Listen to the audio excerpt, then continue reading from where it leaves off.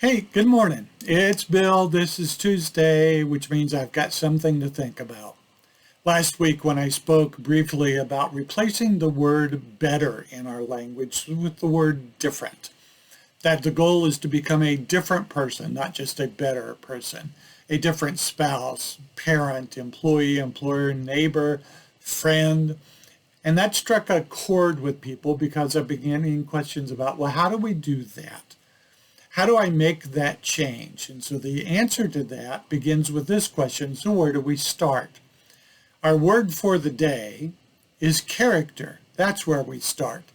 In our workplace environment, our social constructs, our neighborhoods, our world, character still counts. Even though the world can be complex and challenging, it is our character that makes us different. When we talk about character, what do I mean? I mean how you treat others, the types of relationships you create, what you say and how you say it, the commitments you make and keep, the trust you build and maintain, what you do and what you don't do, the level of respect that you show to other people. Ralph Waldo Emerson said character is higher than intellect. A great soul will be strong to live as well as think. So in our world around us, we talk about IQ, which is intelligent quotient, how smart someone is and how smart maybe they're not.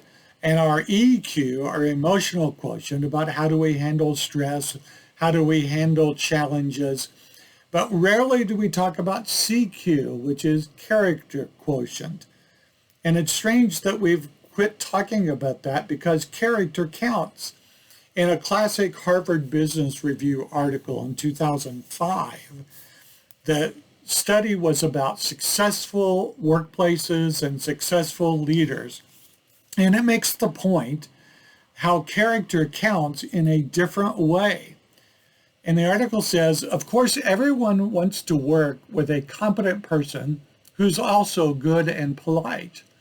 However, no one wants to work with a dumb jerk.